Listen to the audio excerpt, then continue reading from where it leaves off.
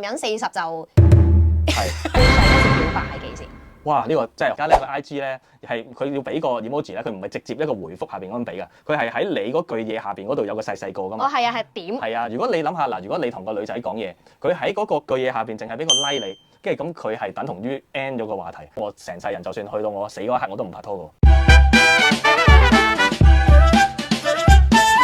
Hello， 我係寶，歡迎翻到嚟第一集嘅情感保密室啊！嗱，第一集咧，我一定要請個大人物上嚟啦，所以就請咗的神。係你好啊，我係的神。係啦，咁點解第一集就會係的神？即係除咗你係一個好出名嘅 A0 代表之外啦，係啊，咁咧，因為其實的神咧就係我嘅大學師兄嚟嘅。係啊，估唔到咧。咁我哋我有讀過大學啊。唔係估唔到我哋，但係要澄清下先。因為我哋係隔咗好幾屆㗎。係，因為係年齡上邊唔需要估，因為我係大佢好多嘅。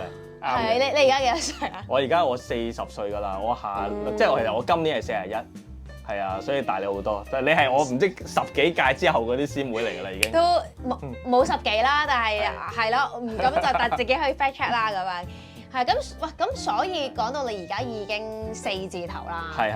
咁男人40就係點啊？咩係咪一字？佢唔係啊，佢係嗰下男人40咧就咁樣又嗰種嘅。事業有成啦，但係喺愛情方面應該係未有着落㗎嘛。而家係保持緊 A0 嗰個。都唔係應該㗎啦，好明顯。因為我都話落成日你今時今日咧，個個人都有部手機咧。咁你係唔會做到你拍拖，但係你完全唔出街㗎嘛。咁所以其實你一定影到你嘅，所以其實我都唔敢呃。如果我有嘅話，我一定會話俾大家聽。係啊，即係本身你又唔係其他 artist 嗰啲要維持單身形象咁耐，因為你而家又已經自由身啦。係啊，即係所以就其實都冇話一定要 keep的神呢個形象㗎嘛。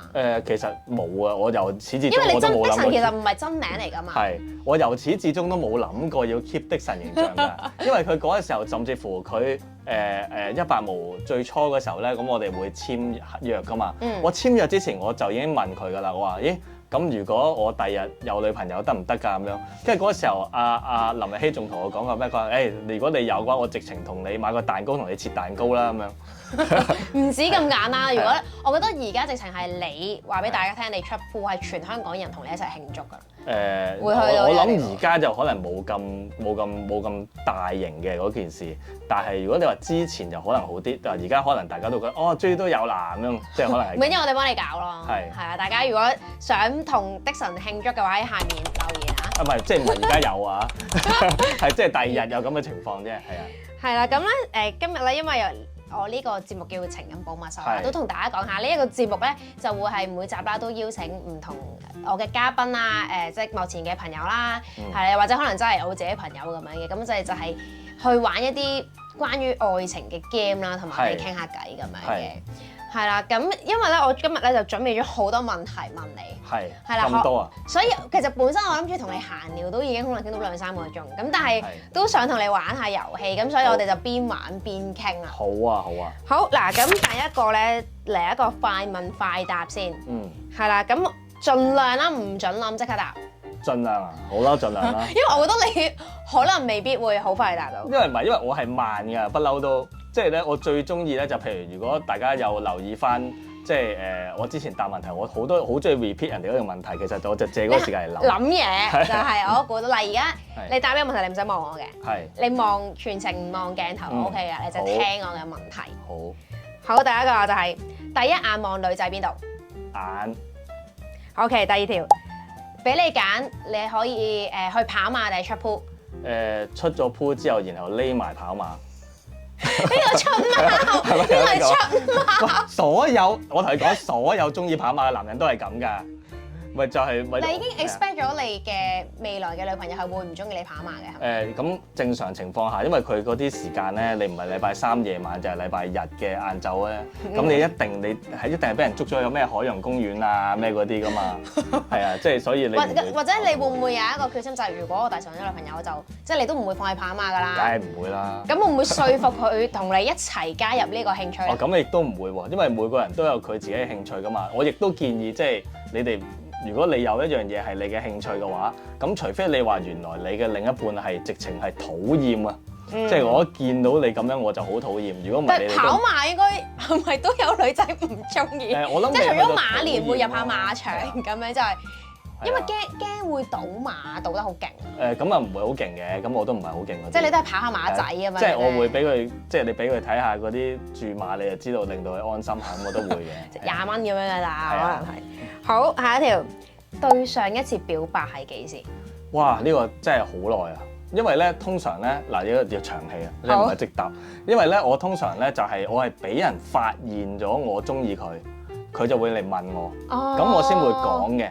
咁咧呢一個情形咧，其實已經係去到哇，通常會幾耐你就會俾對方揭穿，就係原來你係中意佢嘅。有陣時好快㗎，有時好快嘅，因為有時候咧有啲人佢會比較敏感，就係原來佢覺得你對佢做嗰啲嘢係有少少追求嘅意味喎，咁樣又或者你對佢特別好喎，咁佢就會已經即係察覺到。咁當然啦，有啲人佢察覺到之後咧，佢就會即係可能同你曖昧，或者佢願意接受呢樣嘢啦。咁但係有啲人咧，佢會未必咁快就接受到嘅，佢就直接會嚟踢爆你嘅。即係佢係想你死心嗰種。係啦，所以如果你問我對上一次咧，就係俾人踢爆嘅。咁係大概我諗係2008年啊，已經講緊都幾多年前啊？就嚟20啦。就應該18年前啦，哇！係啊，即係咧咁，因為我係嗱佢啱啱畢業冇幾耐嘅啫。係啦，咁嗰個時候咧，其實係我其實仲讀緊書添啊，都未畢業啊。sorry 啊。係啊，跟住之後咧，我係09畢業，因為咁嗰時候咧，我係 send 即係佢無端端有一日咧，嗰個女仔 send 一段千字文咁嘅嘢俾我，咁佢就問我，佢話你係咪即係對我又中意我定點樣？咁然後咁我又覺得，咁我真係中意人哋啊嘛。如果你呢個時候其實嗱答唔係咧係最着數嘅，但係個問題就係、即係進可攻退可守㗎嘛。唔係，因為你知道你未去到佢會中意翻你個階段啊。哦。咁所以你答唔係咧就最安全嘅。但係我又唔知點解，我覺得中意人呢樣嘢唔係一樣咁即係咁差咁肉酸嘅嘢，我中意咪直接講咯。咁當然啦，當然。反而你斯斯縮縮話咩？我唔係㗎，唔係嘅咁樣，咁你好似仲肉酸，所以我直接答佢係，咁我其實係中意你嘅點。咁佢就跟住接落嚟嗰個問題就係問你其實係咪一個好中意人嘅人？咩意思啊？即係有啲人咧，佢好容易，譬如佢見人哋一眼，或者佢同人哋相處一陣間，佢就中意人，咁佢就覺得我係呢一種人。咁我哋梗係答一定係唔係？係啊，點解佢咁樣問嘅原因係咪因為覺得喂，其實我同你都冇經歷過啲咩，或者冇做過啲咩，你點解會中意我啊？可能係，但係同時間佢亦都會覺得即係你係一個。即係見到 A 就中意 A， 見到 B 突然間可能你又好容易會中意 B 咁樣嘅人咯。我唔知點解會無端端俾咗個咁嘅印象佢。咁最重要嘅係佢對你有冇意思先？冇。佢問呢個問題嚟做咩？冇啊，因為我覺得佢應該係一個好深入嘅研究分析嚟嘅，我覺得。咁你同佢最後有冇做朋友啊？都有傾幾句嘅，咁唔係話鬧翻又唔係成嘅，咁我都好少咁樣嘅。咁都算係一個比較好嘅結局啦。係啊，係因為其實呢啲如果一邊中意，另一邊唔中意，有陣時可以搞得好肉酸嘅。係㗎，因為嗱，通常咧搞得肉唔肉酸咧，就係取決於我呢邊嘅，因為我係睇你會唔會窮追猛打？係啦，我係被不喜歡嗰個啊嘛。咁所以咧，如果我要肉酸嘅話，我可以話：你都唔中意我嘅，你仲問咩？咁你喺度同我傾偈，我 WhatsApp 俾你又覆我。係啦，好多時候嗰個肉酸就係嚟自呢度。係啊，咁但係我又唔係一個咁樣嘅人，所以 OK 嘅。好，我哋再下一題，就係你收過幾多張好人卡？好人卡啊！哇！嗱，好人卡嘅意思係咪即係嗰啲譬如你去表白，或者未去到表白，就係可能對方 sense 到個味。就已經喺度 friend 鬆或者同佢講啊，的神你真係一個好人嚟㗎，我希望你咧可以盡快揾到個女朋友啦咁樣。好少咁明顯，但係10之有9都係 friend 鬆。好，你好快已經聞到 friend 鬆㗎就係啦，因為其實正常情況咧係唔會去到頭先咁樣直情 send 一篇文嚟話俾你聽，問你係咪中意佢嘅。咁大部分都係 friend 鬆嘅啫。佢哋會講啲乜嘢令到你覺得，喂，你想 friend 鬆我啫咁樣？唔使㗎，佢咧，譬如佢同你即係你知道傾到某啲話題，跟住之後咧，突然之間佢會回應得好短，或者係你走先咁樣，咁其實你已經知道大家係唔能夠傾嗰啲話題㗎啦。但係一開頭即係大家冇嘢好純嘅時候，其實因為其實我想講的神係都幾健談㗎。係啊，即係會好容易同你傾到偈。我本來諗住喺翻個 secret 嗰度講，其實我係健談嘅，不過而家都已經拆穿。喂，但係我覺得大家會即係睇咗你咁耐嘅節目都知㗎啦，係啊，可能都係怕醜咁樣，咁一定係會唔會有陣時你做咗一啲咩行為係令到對方即係覺得的神又中意我喎，好似咁樣。我覺得因為咧，我某程度上咧，我係嗰種即係如果你有一個難題要解決，然後你問我，有時候我衰就衰在人哋未問我，我都會答人哋。未問你已經答，你主動答。喂，你好似有呢個問題咯，我話俾你聽啦。跟住之後我睇下你可以點樣解決咗佢，點。咁有陣時候又可能，譬如大家都會出現一啲工作上邊，咁可能我要幫手嘅情況。咁但係咧有陣時候可能對方就會覺得，哎呀你做咩對我咁好啊？點。係啊，係會咁嘅。即係你真係太好人啊！係啊，都有呢個情況咯，值得收呢啲好人卡。所以你話好人卡咧，我點解要咁？你個短答嚟㗎嘛？點解我要搞？好似短答唔到。點解我要搞到咁長咧？就係因為佢有一個情況，就因為其實我每日都聽到人哋話好人㗎，但係佢又唔係真係派緊好人卡俾你喎。係嘅，因為我都會讚你好人，但我唔係派好人卡俾你。但係當然啦，我都有壞人嘅一邊嘅，我要解釋翻先。好，等陣間睇下有冇機會問到先。好，下一題。你個理想型對象係咩型咧？係文青啊、可愛啊、性感啊、冇愛啊，定係咩咧？我想全部要晒嘅本來。如果真係最揀最中你嗰一題，嗱咁講嗱，其實咧我覺得我對一啲即係表情比較豐富嘅人係容易有一個戀愛嘅感覺嘅。係啊，但係咧我又希望對方係一個文青喎，嗱開始慢慢出翻晒嚟啦嗰啲。如果能夠性感就更加好啦，咁樣嗰啲。係真係咁嘅。係啊，即係所以如果你話真係排咧，其實可能可愛係行先，跟住就係文青。有冇文青同可愛嘅 artist 啊？即係有冇邊個係啊？冇。我一時間我真係諗唔到。唔係嗱，所以咧我唔敢你話用 artist 嚟。一陣講完嘅就話得神中意我喺度講。唔係，因為我想答 artist 可愛係好多，文青比較少。少喎，好似真係。嗱，但係唔關事，你知我中文係標準好高啊。係。唔係，但係唔係有文青。係。咁譬如即係唔係話你中意佢啊？我突然間諗起，譬如 Sika 嗰啲算唔算咧？係。Sika 係可愛。但係佢又有，即係佢有陣時，我覺得佢着，即係佢係比較搞鬼嗰啲。係，佢着衫文青啫。係啊，佢着衫文青。當然嗱，Sika 都係一個好有內涵嘅人啦。我記得佢係有同我一齊討論過呢個太宰治嘅人間失格㗎。哇，咁我好似好啱 channel。係啊，所以佢都 OK 嘅。係。好，但係唔代表啲咩嘅，純粹係個形象啫。OK，下一題。如果同女仔食飯，你會揀 AA 定係你請？通常都係一人一餐咯，即係可能我今餐係我，下餐係對方咁樣咯。但係通常可能都係食一次比較多，都係我請多啲。即係冇第二次。係好少可有時未必會有第二次嘅。咁如果第時女朋友，你會唔會 care 呢一部分拍拖嘅？我亦都唔會特別 care，我諗可能都係我俾多。你唔會覺得話要請食飯咁對方好港女咁樣？因為有陣時候我反而咧，我擔心係咩咧？就係成日我俾，或者成日我要堅持去請人哋咧，人哋覺得你大男人啊。哦。係啊，即係有咁嘅情況啊，所以我先會覺得不如一人一次啦。因為我有時候咧，我係覺得我而家咧。可能因為經歷過太多俾人哋覺得自己中意人嘅嘢，所以咧我會慢慢地去驚人哋有咁嘅想法啦。所以我先會覺得話，如果我餐我請，或者我次次要堅持要請佢食飯，佢會唔會覺得我係追緊佢咧？哦，咁所以其實你有陣時你好純粹，真係對朋友都係咁樣。都會嘅。即係冇特別，即係只不過可能你做呢啲行為喺。我覺得其實而家咧係大家對另一半追求咧嗰個標準低咗，即係有好多女仔覺得哇對方男仔關心下問下亂幫手解決問題啊，又或者請你食餐飯就覺得哎呀佢一定係中意我喎咁樣，咁但係其實好容易有咁嘅情況，係啊，的而且確係啊，但係其實未必係，即係可能因為對朋友都真係咁噶嘛，有陣時係啦。你最驚女仔同你講啲咩説話 ？emoji 咯。即係唔淨係出個 emoji。有冇話邊個 emoji？邊個 emoji 啊？其實冇乜特別，個個 emoji 都黑我真㗎啦，講真。點解啊？就算新嗰啲都，心心都係假㗎，因為心而家其實係等同於嗰個 like 㗎咋，你明唔明？我即係其實想 hea 你係啊嘛。佢俾個心就係個 like 嚟㗎咋，係啊。即係喺你嘅心目中係佢唔想同我講嘢啦，所以我就。只不過因為 like 太過衰，所以先變做心咋。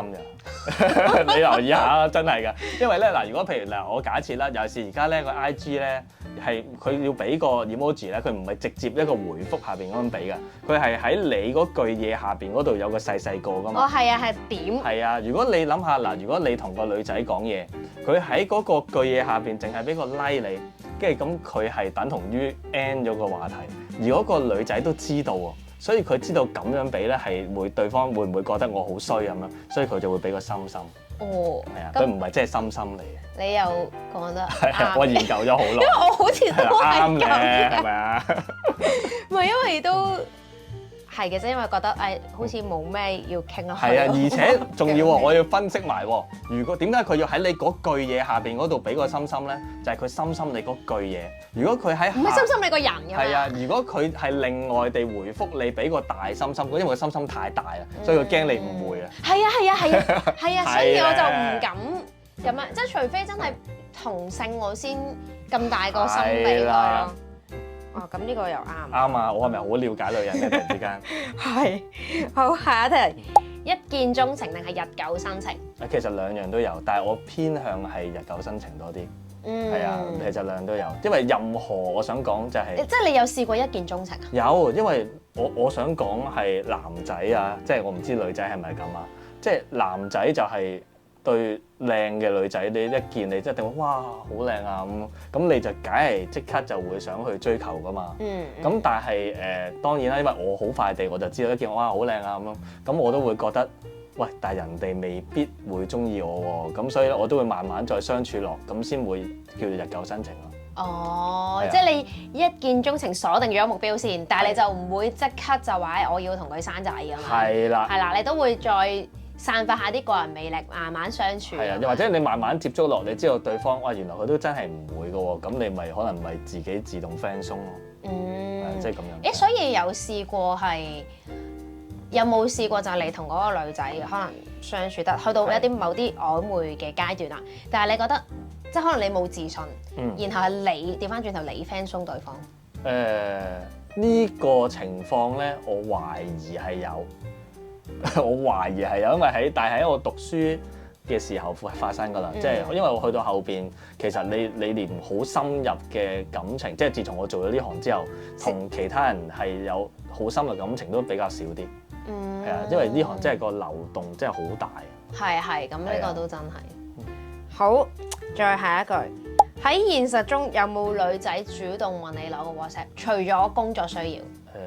我好多都係工作需要嘅，係啊。就係除咗工作需要，你即係有冇試過可能係真係食飯或者同人 friend 搭 friend 嘅聚會咁樣，跟住想認識你，即係唔係因為我要同你拍片或者係啲咩？你呢條問題應該係問 Jeffy 嘅，你問我主動去攞人哋都覺得奇怪啊，係啊，即係都未必俾我。因為咧我有個 friend 啦，咁樣佢係好依嘅，其實女仔嚟嘅，咁佢係真係咧，因為最近咁樣，佢就喺條街度撞到某個明星，係啊，真係呢排幾紅嘅一個明星啦，咁佢就話想合照咁樣，咁竟然咧合照之後就話我睇下我哋之後咧有冇啲咩合作，但係其實佢係做算命嘅，其實所以唔關事，跟住都攞到嗰個明星電話喎，係啦，咁然後唔止一單，因為2個禮拜內佢攞咗3個，一個 YouTuber， 2個 artist 咁樣，咁我就覺得但係佢其實你話合作算命又唔係去到有啲咩合作啦咁樣，咁我就覺得哇咁都，但係佢靚女係啦，咁我就覺得都幾厲害喎，咁樣交朋友。嗱，我試過咁樣，我試過咧，反而我係調翻轉嘅，我試過我同一個人去合作，即係咁然後咁我哋因為合作嘅需要啦，咁可能就影咗張相啦。咁而佢的確係想俾翻張相我嘅，但係佢選擇嘅問我有冇 AirDrop，佢唔係攞個電話 send 俾我。係嘅，但係其實咁係 make sense，因為正常我哋要大家用 iPhone 嘅話 send 翻張相嚟俾你，咪就係用 AirDrop 咯。而家 Samsung 都有㗎啦，已經有咗。哦，係啦。咁如果對方係選擇問你攞 WhatsApp 嘅話，佢唔係真係想 send 翻張相俾你咯，係真係想攞你 contact。係啦，其實因為佢可以 AirDrop 俾你，而我可以證實，如果你有人係因為咁樣而問你攞電話咧，其實你都係有機會。係啊，所以 send 相呢一招係容易俾人拆穿。好，最後一條問題，有冇中意過幕前嘅朋友？嗱，你問我所有都中意啊，咁你嗰種中意，因為好容易中意嘅啫。咁啊，大個問題就係我一定係答你係冇嘅，因為點解咧？因為咧，我發現咗一樣嘢，反而我調翻轉啦，我而家咧我要令到嗰啲人覺得我唔係中意佢嘅。因為點解咧？因為譬如我有時可能有啲幕前嗰啲人咧，譬如佢會覺得即係譬如因為我落到場，其實我對人哋我覺得我係 OK 嘅，你係即刻有啲口窒啊！咩 OK 先？即係我對人哋係 OK 好嘅，即係我唔係嗰啲即係會落到嚟，喂咁㗎點啊，即係我唔係嗰啲好奄尖聲悶嘅。係。咁甚至乎我可能我會即係因為大家知道，可能去到一啲拍嘢嘅地方啊，或者係去到一啲即係叫做拍攝嘅場景，或者係做緊啲幕前嘅嘢嘅時候咧，其實有啲人會好緊張。咁所以咧，我呢啲作為一啲老屎忽咁樣，咁咪梗係要盡量同人哋可能傾下偈，或者冇咁緊張。但係咧，我咁樣做嘅時候咧，就好容易落入咗一個位。就係的神中意我，有係即係有機會，因為我嘅形象啦，即係大家都知道我係一個 A0，兼且可能係一個好渴求，即係好似全世界都知你單身啊！係啦，咁所以咧，我可能我做一啲大家普通人都會做嘅事情嘅嘢嘅時候咧，大家就會將佢 topic 佢會唔會對我有意思啊？或者我驚會唔會佢對我都係有咁嘅情況？因為你知道其實做得 artist 嘅人，佢某程度上佢都一定係受大眾歡迎啦，而且佢一定係可能係靚女啦，咁所以咧就好容易會引來一個咁樣嘅猜想，而佢嘅猜想其實都好合理嘅。咁所以咧，咁我就要做一啲嘢去令到大家覺得唔係咁。係啊，如果唔係就會即係可能。即係你會點樣啊？刻意地冷淡啲。即係唔係 fair 啲咯啲嘢，即係你唔好過分地對一啲人好咯。係啊，即係你。咁佢好容易變咗中央暖爐咯。係嘅，但係即係如果萬一咁多個你對佢好嘅 artist 上面有一個其實覺得的神其實真係唔錯，佢又會咁樣，跟住佢見到你對其他人都好，佢會唔會心入面會覺得喂的神有可能係渣男嚟嘅喎？即係用 A0呢樣嘢。我冇咗呢個幻想好耐㗎啦。即係我唔會覺得嗰10個女 artist 會有一個特別中意我。呢個其實係好多，我相信係好多獨男都喺屋企都有咁嘅幻想，但係我冇呢個幻想。因為已經過咗好耐。都係嘅，因為我覺得甚至乎以佢哋嗰個咁好條件、咁好質素嘅人咧，佢某程度上佢有好多選擇啊！佢唔會對你見你一兩次就覺得對你有嘢嘅。係啊，即係咁咯，係啊，更加佢唔會懷疑你係一個中央暖爐添，佢唔會懷疑我係中央暖爐，係啊。OK， 好嗱，咁10題嘅快問唔快答啦，就已經唔快答都幾唔快。好，我本身喺度諗呢個，因為我見好多人做快問快答，我以為係咪呢度都做到咧？但係原來難，但係好精彩啦，我都覺得問到好多問題。因為其實你一 set 快問快答咧，我已經即刻諗，我係長氣喎，咁點搞咧？唔緊要，我希望相信大家都會中意聽嘅。我哋嚟到第二個環節，咁第二個環節咧，有新增嘅就係呢個標籤認領處啦。嗱，咁我都 mark 咗一啲tag 喺度啦，係咪？咁樣我就係咁樣玩法嘅。首先咧，我揀一個先，即係我根據頭先同你嘅 warm up 同埋大眾對你嘅認知，我揀一個俾你啦。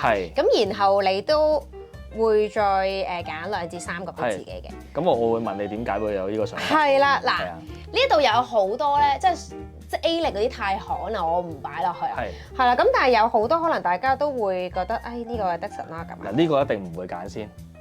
都未成功何來冇咧？係咪先？擺呢個你知唔知有冇事嘅係代表啲咩啊？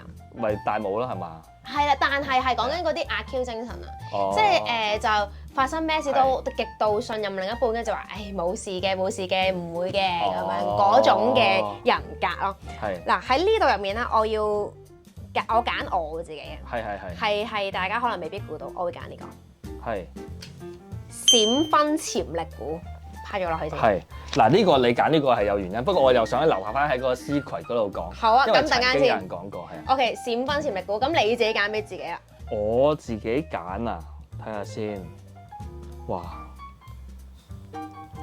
唔一定係零，其實我係寧缺勿濫嘅。OK。我揀得我自己個貼呢度。好啊，我哋揀到一兩個。係。咁樣，我一定係道理王啦，咩都有大條道理。都係嘅，仲有冇一個揀到？跟住，哇！其實好多都啱喎，我想講貼到成身都係噶咯。例如咧？即係未到最啱可以唔揀住嘅，但係其實我唔係好外貌協會，我呢個所以唔係好外貌協會，唔算好。嗱，當然可能有啲人都覺得我係，但係我唔算係非常。暖男係啦，不過呢個我覺得未去到最。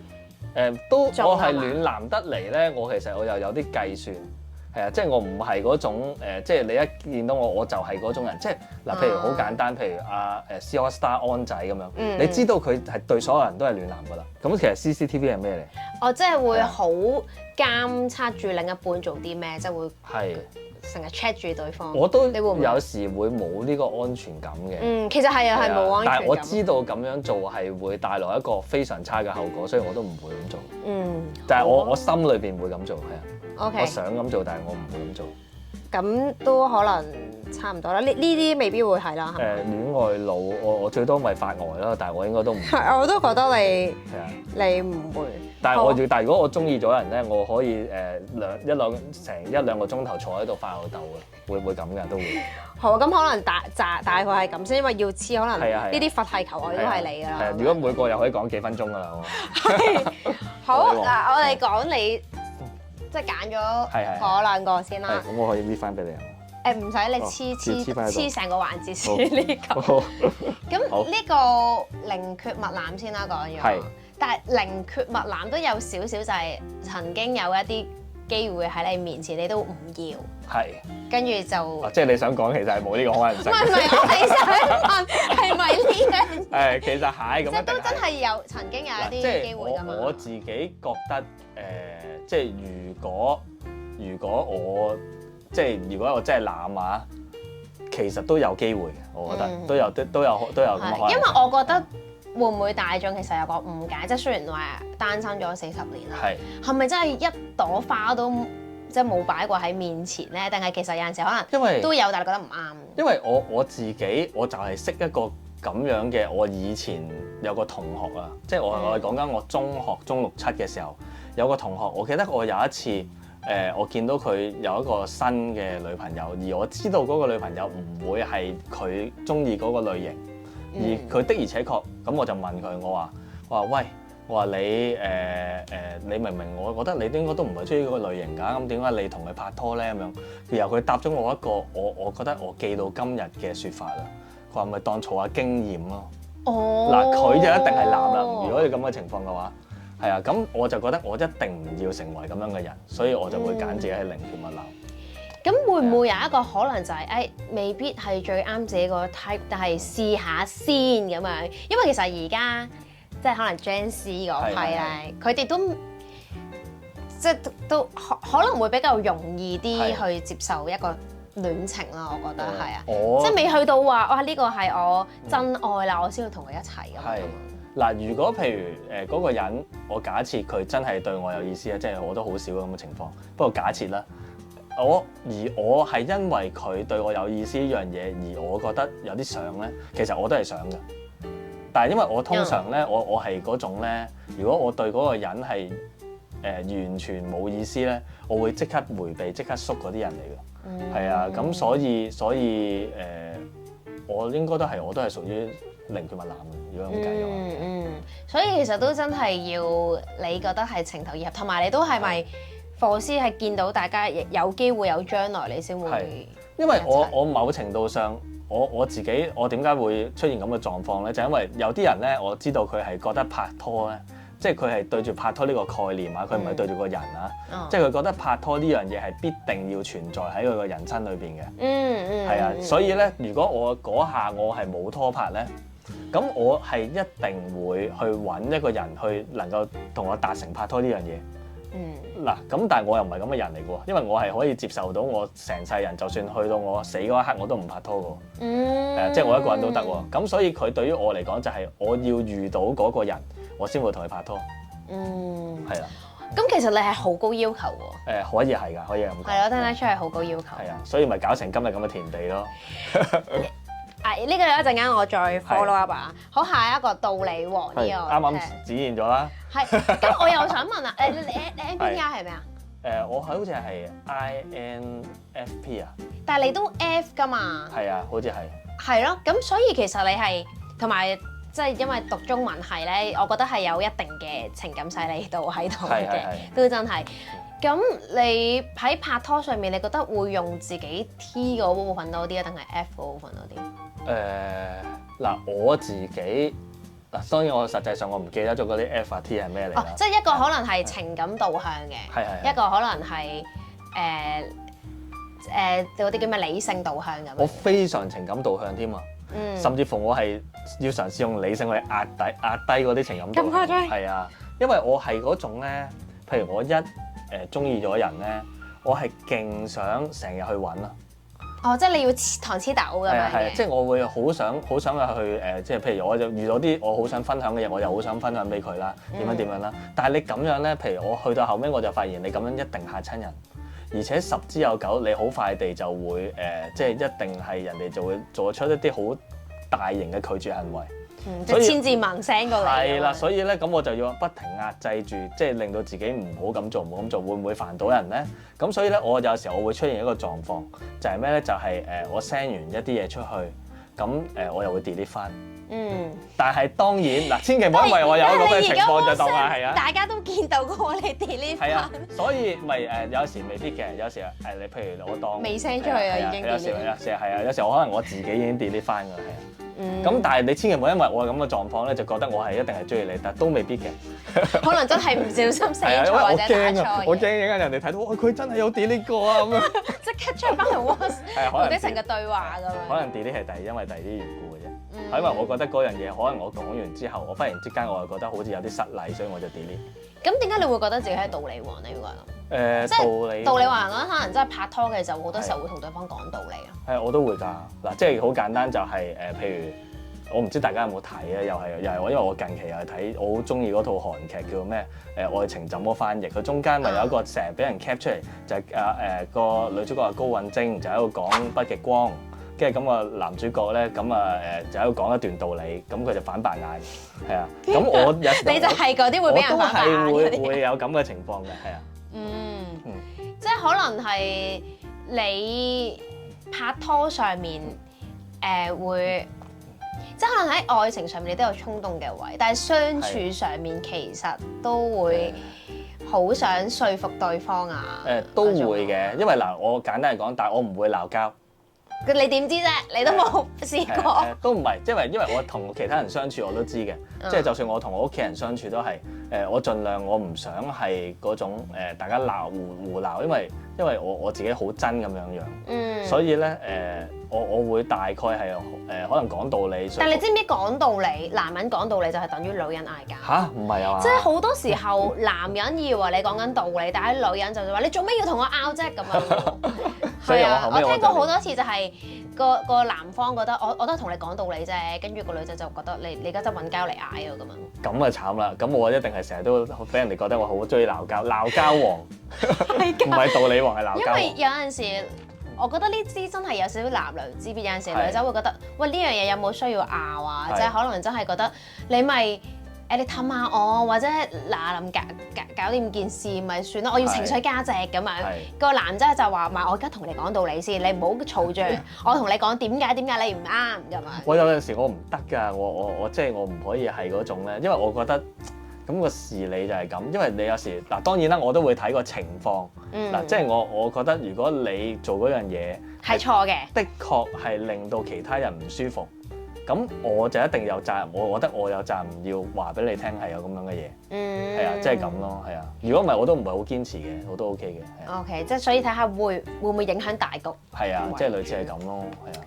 好嗱，你話呢一個閃婚潛力波，我哋留翻一陣間講。係啦，陣間都有，因為我有一個女仔嘅朋友係，不過又係講緊10幾年前，佢都有講過相類似嘅嘢。誒，睇嚟我同佢都係慧眼獨到啦。不如咁啦，我哋留翻呢一個落下一集。好。係啦，咁所以咧，大家咧記得咧要 subscribe 個 channel 啦，因為我定咗目標俾自己嘅，就係半年咧就衝到去10K。係啦，咁因為而家做 YouTube 真係太困難啦，即係大家都可能拍緊短片嘅時候，我又翻嚟 YouTube 呢個戰場，所以希望大家咧會比較支持我啦。咁任何一個 like 啦、留言啦，跟住或者係 subscribe 咧都係好重要㗎。希望大家可以同我一齊戰勝呢個演算法啊！係啊，我哋就衝到去10K啦，我哋下集再見。好，拜拜。